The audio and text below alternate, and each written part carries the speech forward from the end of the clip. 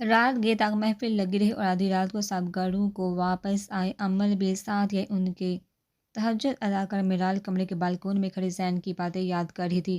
زین نے اس کو سب بتا دیا تھا کہ ملک عباس دلاور پاکستان آنے والا ہے اور وہ یہ مقاصد سے جانے نہیں دیں گے۔ پہلے تو زین نے اکیلے جانے کا فیصلہ کیا، لیکن سب نے اس بات کی مخالفت کی کہ جب نکاح ہو گیا تو اپنی بیوی کو ساتھ لے کے جائے، رہنے میں بھی آسانی ہوگی، کھانے پینے کی بھی ٹینشن نہیں ہوگی۔ زین اس کی بات فوراً مان گیا۔ زین ان کی بات فوراً مان گیا، لیکن مسئلہ میرال کا تھا جو اتنی جلدی رخصتی نہیں چاہتی تھی۔ لیکن یہ بھی مسئلہ نہیں رہا جب میرال آسانی سے مان گئی، کیونکہ بعد اپنے فرض نبھانے کی بھی تھی جس کا وعدہ اس نے ملک سے کیا تھا۔ اب اچانک رخصتی سب کے لیے مشکل تو تھی، لیکن یہ بھی کام زین نے آسان کر دیا، یہ کہہ کے ہم پرسوں ڈائریکٹ اپنے فلیٹ لیں گے، اتنا ٹائم نہیں، اور اسی کو سب رخصتی سمجھے، پھر واپس آنے پہ ولیمہ کر لیں گے۔ اب ان کا وہاں کتنا وقت لگ جانا تھا یہ تو بعد میں ہی پتہ چلنا تھا۔ فی الحال تو میرال نے اب خود کو تیار کرنا تھا کہ وہ سب سے دور جا رہی تھی تو اداس تھی، اور یہی سرپرائز اس کو سب دینے والے تھے، اچانک رخصتی کا۔ تبھی موبائل کے میسیج ٹون بجی، دیکھا تو زین کا میسیج تھا۔ کیسی ہو؟ فکر مندی ظاہر کی گئی کیونکہ تب سے میرال کسی سے زیادہ بات نہیں کی تھی۔ ٹھیک ہو آپ سنائیے؟ میسیج بھیجا گیا۔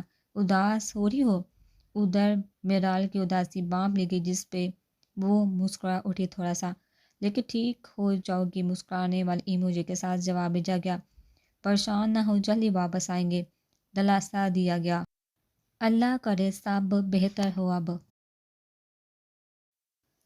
میرال نے دعا کی تو زین نے عامر کہا اچھا اب ریلیکس رہو اور سوچ، اور ٹائم کافی ہو گیا، کل آفس میں ملتے ہیں، اوکے پیار سے بہلایا گیا جی۔ اللہ حافظ میرال نے سینڈ کیا تو زین نے بھی اللہ حافظ کہا تو میرال سونے کے لیے چلے گی۔ آج زین اور میرال کی رخصتی تھی۔ زین نے کچھ بھی کرنے سے منع کر لیا تھا، بس ڈنر کا اہتمام کیا گیا تھا۔ وہ بھی سب کے بحاد اسٹار پہ زین مانا تھا، ورنہ اس کا کہنا تھا کہ یہاں سے تھک گئے تو سفر میں بھی تھک جائیں گے، لیکن کسی نے اس کی ایک بھی نہ سنی اور چھوٹا سا فنکشن رکھا جس میں بس اپنے گھر کے ہی لوگ شامل ہوئے۔ زین کی پھپھو بھی منہ پھیلا کے بیٹھی تھی کہ ایک ہی بیٹا اور اس کی شادی بھی اس طرح کی انتظار۔ زین کی پھپھو کی چھوٹی بیٹی شادی کے آگے پیچھے گھوم رہی تھی جو نوال کو سخت زہر لگ رہی تھی اس وقت، ورنہ وہ بھی اچھے سے جانتی تھی کہ وہ شاعری کو اپنا بڑا بھائی کہتی ہے، لیکن برداشت کہاں ہوتا تھا شاعری کے پاس لڑکی کو دیکھنا۔ مرحا اور وقاص ایک جگہ بیٹھے تھے، دونوں وقاص کسی بات پہ مرحا سے ناراضگی کا اظہار کر رہا تھا، لیکن بجائے بات ماننے کے وہ ناراض ہو کر بیٹھ گئی اور رونے کی تیاری کرنے لگی۔ یار کیا ہو گیا؟ میں بس اتنا کہہ رہا ہوں آج ہیل پہننی ضروری تھی، وقاص نے نرمی سے کہا۔ وقاص نے شادی کے بعد کبھی غصہ نہیں کیا تھا اور نہ ہی کبھی سخت لہجہ اپنایا تھا، ہمیشہ نرمی سے ہی بات کرتا تھا، لیکن مرحا اس میں بھی کوئی وجہ ڈھونڈ لی تھی ناراض ہونے کی۔ اب بھی یہی ہوا؟ اب مجھے منع کرے کہ میں اس طرح تیار نہ ہوں؟ مرحا بس رونے کی تھی، رونے کو تھی تو وقاص نے اسے اپنے پاس کیا اور ماتھے پہ پیار کیا۔ یار منع کب کر رہا ہوں میں آپ کو، بس یہ کہہ رہا ہوں کہ آپ کی طبیعت ٹھیک نہیں تو اتنی ہیل نہ پہنے۔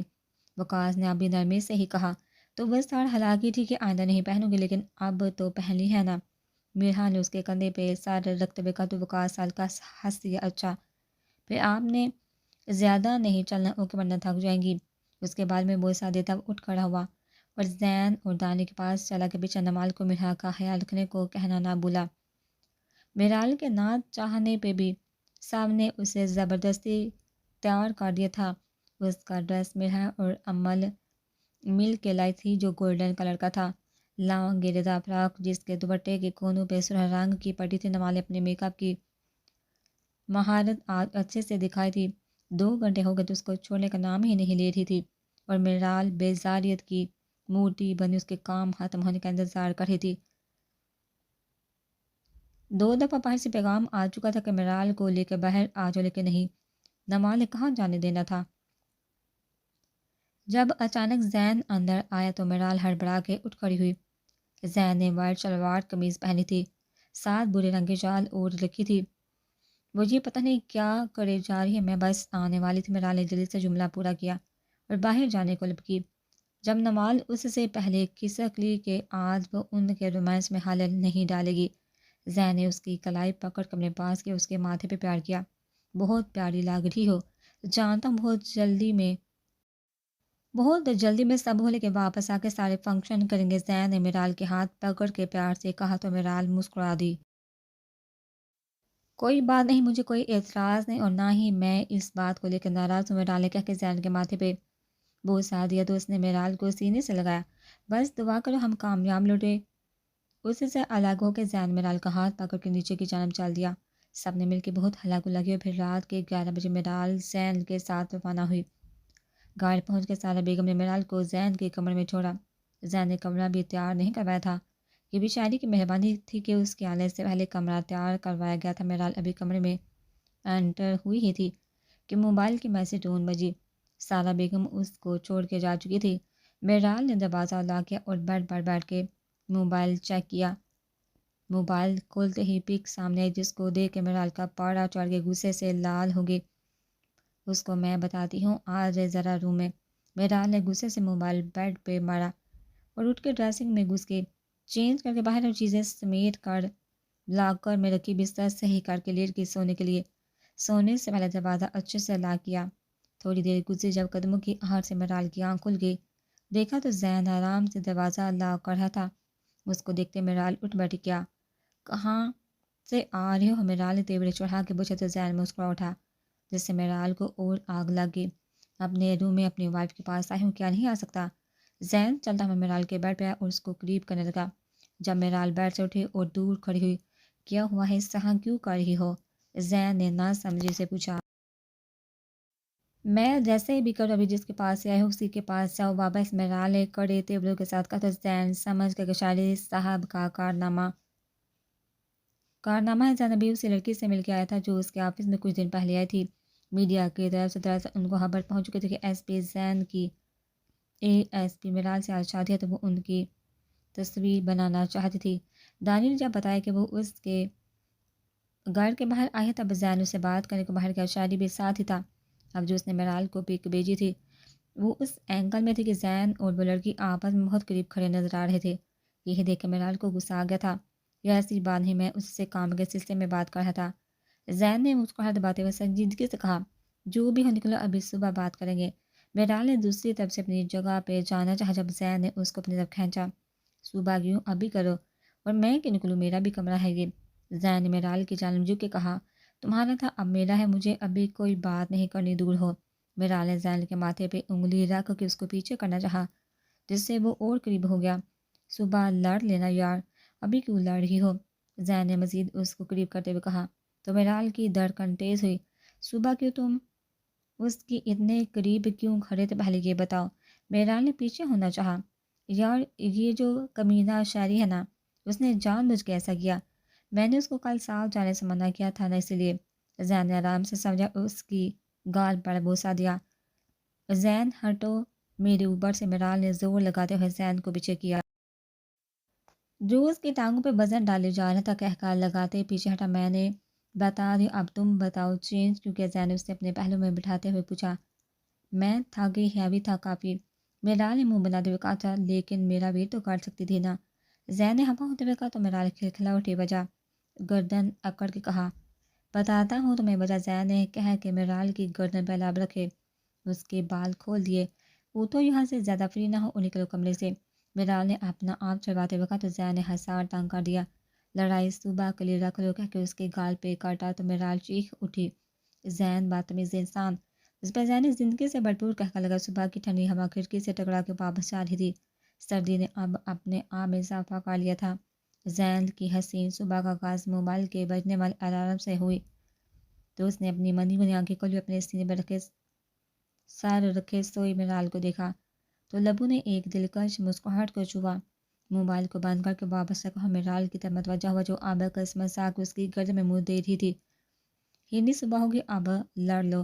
زین نے جھک کے اس کے ماتھے پہ لب رکھتے شرارت سے کہا، میرال جان، میرال جان اٹھ جاؤ۔ زین نے اب میرال کا چہرہ اپنی گردن سے نکال کے اس کے ہونٹ سے نیچے تل کو چھوا جس سے میرال کے ماتھے پہ بل آئے۔ زین باز آ جاؤ، سونے دو مجھے۔ میرال نے گرو پھر سے اس کے کندھے پہ سر رکھ کے آنکھیں موند گئی، کیوں سونے دو، جب میں اٹھ گیا ہوں تو تمہیں بھی چاہیے کہ میرے لیے اٹھو۔ زین نے اس کی کمر کے گرد بازو لپیٹتے اس کی مکمل موڑتے ہوئے کہا میں نے نہیں کہا کہ اٹھو، اور کون سا میرے لیے اٹھے ہو سو جو؟ میرال نے ہبکی سے بغیر آنکھیں کھولے کہا میں نہیں سو رہا اور نہ تمہیں سونے دوں گا۔ اب وہ میرال کے گلے میں پہنے تینوں لاکرز کو پکڑ کے کھینچتا تھا۔ کل رات کو اس نے پھر سے میرال کو ایک لاکر گفٹ کیا تھا جس میں میرال ہنسی تھی کہ اور کتنے دن ہیں، جبکہ پہلے والی بھی اتارنے نہیں دے رہا تھا۔ زین نہ کھینچو، میرال نے اب آنکھیں دکھاتے ہوئے کہا، اور اٹھ کے بیٹھ کے کہ اب سونے تو دینا نہیں۔ ایس پی نے بیٹھ کے اپنے بالوں کا جوڑا بنانے لگی کہ زین نے پھر کھول دیا۔ زین کیا ہے یار نہ کرو، پھر سے اپنے بال باندھتے ہوئے کہا، لیکن زین کہاں باز آنے والا تھا، اس کو لے کے پھر سے لیٹ گیا۔ میرال اب گول پی نہ سکی کہ وہ اس کو گہری نظروں سے دیکھ رہا تھا۔ بہت پیاری لاکر جب پہلی بار دیکھا تھا تب ہی دل کو اچھی لگی تھی، اور پتہ نہیں دل کے کسی کونے میں جا کے بیٹھ گئی کہ وہاں سے نکلنے کا نام ہی نہیں لیا۔ پھر دل نے ضد پکڑ لی کہ تمہیں کھونا نہیں ہے۔ زین عقیدت سے اس کے نقوش کو چھوتے ہوئے کہہ رہا تھا، وہ کوئی سی اس کی باتیں سنے تو دل کرتا ہے کہ تمہیں کبھی بھی اپنے نظروں سے اوجھل نہ کروں، اور تمہیں اپنی باہوں میں بیٹھ کر کو ہمیشہ ہمیشہ اپنے آپ میں مصروف رکھوں کہ کہیں اور تمہارا دھیان ہی نہ جائے، بس تم ہو، میں ہوں اور یہ وقت۔ زین نے عقیدت سے اس کے ماتھے پہ محبت کی مہر ثبت کی تو میرال نے سکون سے آنکھیں باندھ گالی۔ کچھ پل ایسے ہی بیت کے جب زین کو شرارت سوجی اور جھک کے میرال کی گردن پہ دانت کاٹ دیے۔ میرال کو اس بات کی توقع نہیں تھی تو فوراً آنکھیں کھولی، دیکھا تو زین صاحب اب گردن پہ جھک کے اس پہ اپنے گال رگڑ رہا تھا جس کی چمن سے میرال کو گدگدی ہو رہی تھی۔ میرال نے پیچھے ہٹنا چاہا لیکن زین نے اس کے فرار کے راستے بند کر دیے۔ ناشتے میں سب موجود تھے۔ میرال ایمن اور نور کے درمیان بیٹھ کر ناشتہ کر رہی تھی اور ان کی باتوں کو انجوائے کر رہی تھی۔ تھوڑی دیر میں ان کو نکلنا، سب تیاریاں ہو گئی تھی، لیکن میرال اداس ہو گئی کہ ابھی تو ان سب میں آئی تھی اور ابھی سے ان سے دور جا رہی تھی۔ میرال اور زین تیار کھڑے تھے جانے کے لیے، وہ سب سے مل رہے تھے۔ ان کو نہیں معلوم تھا کہ کب واپسی ہو، لیکن جلدی واپسی کی امید تھی سب کو۔ I am gonna miss you all یار، میرال نے نمال مرحا عمل سے ملتے کہا تو سب مسکرا دیے۔ ارے جاؤ مس یو آل، وہاں جا کے تمہیں زین بھائی سے فرصت ہی نہیں ملی، یہاں پہ ہی آپ دونوں جب ملتے تھے تو گم ہو جاتے تھے، وہاں تو بس۔ نمال نے چن میں منہ بنا کے کہا اور آخر پہ شرارت سے جملہ دورا چھوڑ دیا۔ باز آ جاؤ نمال، میرال نے گڑ کے کہا جس کا اس نے کوئی خاص اثر نہ لیا۔ ویسے میں سوچ رہا تھا کہ تجھے باہر صوفے پہ نیند اچھی آ گئی تھی نا، شیری نے زین کے پاس جا کے کہا جس پہ زین نے دل جلانے والی مسکراہٹ پاس کی جس کی شاعری کو سمجھ نہ لگی۔ نمال تمہیں پتہ ہے کل یہ ہماری رخصتی کے بعد ایک لڑکی سے ملنے گیا تھا، اگر اپنے بھائی پہ یقین نہیں آتا تو میں پکچرز بھی بھیجتا ہوں تمہیں۔ زین نے شاعری کی بات اسی پہ لوٹا دی کہ وہ صدمے سے زین کو دیکھے گیا۔ زین نے جان بوجھ کے یقین والی بات کہی کہ نمال یہ سن کے نہیں مانے گی، اور یہی ہوا۔ نہیں بھائی آپ پہ یقین ہے مجھے، لیکن اب آپ اپنے بھائی کو کہیں کہ بھول جائے کہ اس کی ایک عدد براؤنی بھی ہے۔ نمال نے سنجیدگی سے شاعری کو دیکھتے ہوئے کہا تو وہ تڑپ کے اس کی جانب بھاگا۔ میرال زین کی بات سن کے زور سے ہنس دیا، گویا وہ بدلہ لے رہا تھا۔ میری جان یہ بکواس کر ایسا کچھ بھی نہیں، یہ گینڈا مجھ سے بدلہ لے رہا ہے۔ شاعری نے نمال کو وضاحت دینی چاہیے لیکن بے سود۔ پھر زین نے میرال سب سے مل کے اور ڈھیر ساری دعاؤں لے کے اپنی راہ کو چل دیے۔ اسلام آباد کی فلائٹ سے وہ تقریباً 10.5 گھنٹے کی مسافت کے بعد سوئٹزر لینڈ کے سرزمین پہ اترے۔ سارے راستے میرال نے تو سو کے گزار، البتہ زین کی بس ایک بار آنکھ لگ گئی تھی، وہ بھی تھوڑی دیر کے لیے، جیسے میرال نے یہ کہہ کے جو کہ میں اٹھی ہوں اب تم بھی نہ سو۔ پھر زین کو ناچار اس کی بات ماننا پڑی۔ تھکن سے چور دونوں وہاں پہنچے جہاں زین کا ایک پرانا جانے والا تھا ان کو ریسیو کرنا تھا۔ پہلے زین کو پتہ چلا تھا کہ دلاور ملک کا باعث پاکستان آنے والا، لیکن عین موقع پر خبر ملی کہ وہ جھوٹی خبر تھی، وہ تو سوئٹزر لینڈ میں رہائش پذیر ہے اور ابھی بھی وہی ہے۔ تو زین نے کسی کو خبر دیے بغیر چھان بین کروائی جس سے یہ بات سچ نکلی، اور اب وہ جلدی رخصتی کرا کے یہاں پہ میرال کے ساتھ پہنچ چکا تھا۔ یہ کون سے ملک میں ہے یہ بس کر کے افراد، وہ کون سے ملک میں ہی بس کر کے افراد جاتے تھے، باقی ان سب نے یہ کہنا تھا کہ وہ دوسرے شہر میں چلے گئے ہیں۔ زین کی ٹرانسفر کی وجہ سے تھامس نامی لڑکا جو زین سے کافی چھوٹا معلوم ہو رہا تھا آگے بڑھے زین سے مسافہ کیا اور میرال کو بھی اشارے سے ویلکم کیا جس پہ اس نے مسکرانے پہ اکتفا کیا۔ پھر زین نے میرال سے تھامس کا تعارف کرا کہ یہ اس کو انگلینڈ میں ملا تھا جب زین نے اس کی کسی کام میں مدد کی تھی، تب سے یہ دونوں اچھے سے جانتے ہیں ایک دوسرے کو اور ابھی 1-2 ہفتے انہیں کے ساتھ رہنا ہوگا۔ Sir I think you both are very tired, Thomas نے تھوڑی بہت سیکھی انگریزی سے بات شروع کی، یا ویری ٹائرڈ، میرال نے تھکے لہجے میں کہا تو زین نے گویا جس میں میرال نے ابرو اچکا کیا، میں واقعی تھکی ہوں، میرال نے کندھے اچکا کے کہا، سارے رات سے سو کے آئی ہو، ابھی بھی تھکی ہوئی ہو، تم گھر جا کے سو کے دکھانا مجھے۔ زین نے آنکھیں دکھاتے ہوئے کہا، ایک تو سارا راستہ اس کا کندھا توڑتی تھی، اوپر سے کہہ رہی ہے کہ تھکی ہے بہت۔ ہاں تو سو جاتے، تم بھی منع کیا تھا کیا؟ اس کے بعد زین نے میرال کو داد دل انداز میں دیکھا۔ اوکے اوکے، کیا تھا منع، لیکن اب تو نہیں کر ہی نا۔ میرال نے ہار مانتے کہا تو زین مسکرا اٹھا۔ زین نے تھامس کو چلنے کا اشارہ کیا اور میرال ہاتھ پکڑ کے تھامس کے پیچھے پیچھے چل دیا۔ برن ایئرپورٹ سے تقریباً 45 کلومیٹر کے فاصلے پہ ایک گاؤں جس کا نام لیٹر برنین تھا، جو سیر سیاحت کے لیے بہت مشہور مقام جانا جاتا تھا۔ اس کی خوبصورتی ہریالی تھی، پہاڑ اور ہریالی ایک الگ ہی سرور بخشی تھا۔ وہاں جا کے ایسا لگتا تھا انسان نے جیتے جی ایک جنت دیکھ لی ہو۔ پہاڑوں پہ بنے گڑھ بادلوں کو چھوتے تھے کہ انسان بادل کو اپنے بہت قریب دیکھ سکتا تھا۔ میرال تو سارے راستے مبہوت سے سب دیکھتی گئی، جیسے پھر کبھی یہ دیکھنا نصیب نہ ہو۔ اس جگہ کی خوبصورتی میں کہیں کھو گئی تھی۔ یہ گاؤں خوبصورتی میں اپنی مثال اب تھا، لیکن اب بھی سردیاں چل رہی تھی تو ہر طرف برف نے اپنا بسیرا کیا تھا، جیسے زمین پہ سفید چادر بچھا دی گئی ہو۔ پہاڑوں کے بیچوں بیچ یہ خوبصورت سا چھوٹا گاؤں میرال کو ایک جنت ہی لگی تھی۔ چھوٹے چھوٹے خوبصورت سے ہٹ بنے تھے، پانی کی آبشاریں جو اب برف کی وجہ سے جم چکی تھی اور خوبصورتی کو اور چار چاند لگا رہی تھی۔ گھروں کے چھتوں پہ برف کی چادریں چڑھی ہوئی تھی۔ میرال کا دل کہ کاش یہ وقت رک جائے، وہ اس قدرت کے نظارے میں کہیں کھو جائے۔ بے شک اللہ نے انسانوں کو زمین پہ ہی جنت کے نظارے کروائے تھے۔ پورا گاؤں ایک سفید اور نیلا رنگ کا سما پیش کر رہا تھا۔ سورج بھی چمک رہا تھا اور اپنی روشنی سے گھروں کی چھتوں پہ چاندی بکھیر رہا تھا۔ لمبا سفر طے کر کے میرال زین تھامس کے ساتھ لیڈ برنین گاؤں پہنچے۔ تھامس نے جو ان کے لیے گھر تیار کروایا تھا اس کا خود کا ہی تھا، لیکن وہ اس گھر کو اپنے مہمانوں کے لیے استعمال کرتا تھا۔ پاس ہی اس کا دوسرا گھر تھا جو اس سے چھوٹا لیکن خوبصورت سا لکڑیوں کے طرز کا بنا تھا۔ یہاں سب گھر لکڑیوں کے ہی بنے تھے۔ میرال اور زین نے جہاں رکنا تھا وہ بالکل ایک چھوٹی سی ندی کے کنارے تھا۔ ترتیب سے بنے آدھے گھر چھوٹی سی ندی کی ایک طرف، آدھے گھر دوسری طرف۔ ندی کے اوپر ایک سڑک بنائی گئی تھی جس سے گاڑیاں آسانی سے گزر سکتی تھی۔ ندی کا پانی بھی سردی کی وجہ سے جم چکا تھا۔ ندی کے اوپر سے گزر کے وہ گھر کے باہر رکے۔ گاڑی سے باہر نکل کے میرال نے اپنے ٹھنڈے ہاتھ زین کی گردن پہ لگائے تو وہ بدر کے پیچھے کیا کر رہی ہو، آگے ہی کلفی بن رہی ہے۔ زین نے ہاتھوں پہ دستانے پہنتے ہوئے کہا۔ ابھی دونوں نے امر کوٹ پہن رکھے تھے۔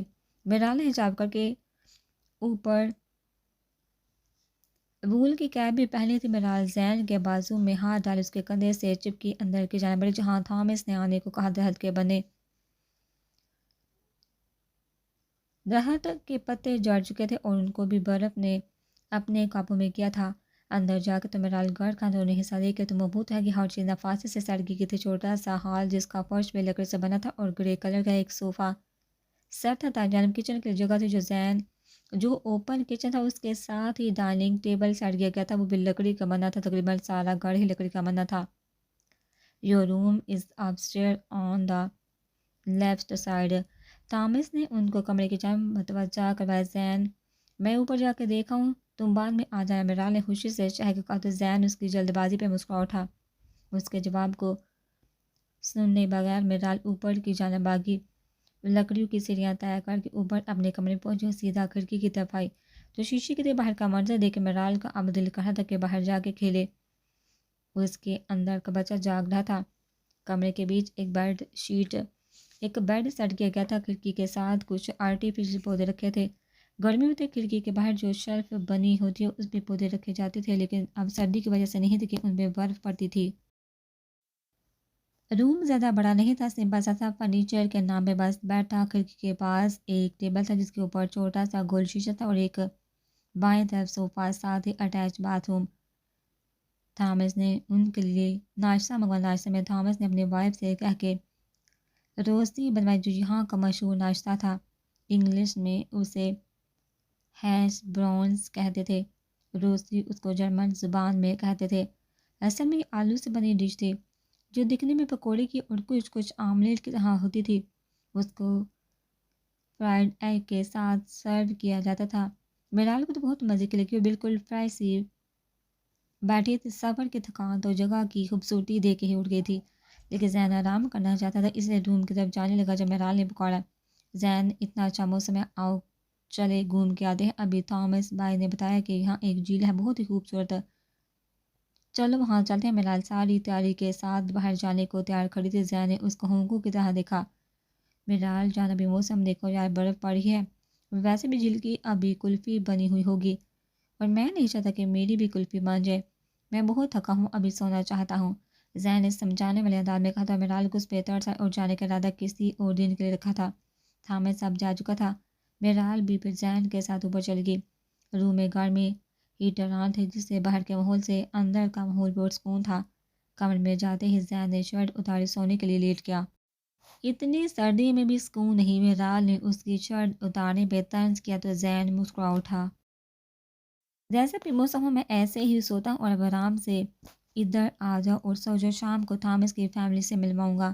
زین نے مہرال کا بازو پکڑ کے اس اپنے پہلو میں لٹک حصار میں لے کے آنکھیں موند گیا۔ مہرال بھی بغیر چون چرائے کے اس کے ساتھ ہی سو گئی، تھکن تو تھی اب اسی لیے جلد ہی سو گئی۔